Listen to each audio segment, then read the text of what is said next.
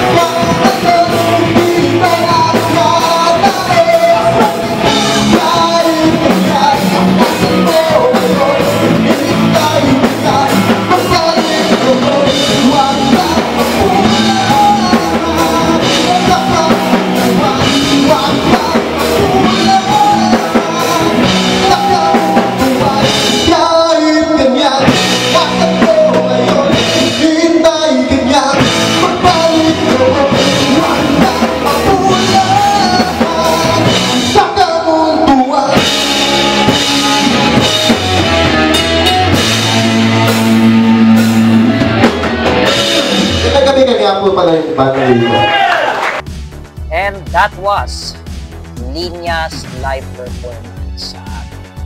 Overall, ang masasabi ko sa banda na to ay napaka-solid, lalo na yung kanilang vocalist. Napakalamig ng boses at talagang nakaka-relax pagka pinakinggan mo siya. Especially nung kinover din nila yung Agaw-Agiman na kanilang kanta na sabi nila, wow, nagkaroon ng bagong buhay yung cover ko. At itong kanta nilang original na Diyos ang Dahilan ay napakaganda rin. Napakaganda rin ang message dahil nga at any times, no, nandyan lagi ang Panginoon para gabayan ka. Huwag kang matakot nga, bumalik sa Kanya. So, it's more like reminding us din, no, na importance na nandito ang Panginoon sa atin. Ayun nga, musically speaking, napakagaling nito. Yung mga instruments blends well with the vocals. Talagang mahanap-hanapin yung kanilang tunog. Kaya solid, kaya supportahan natin ang bandang Linya. Ang kanilang links ay available sa description, kaya naman supportahan natin ang banda sa ating music. Let's check out the mosh spots that we could visit for the following days.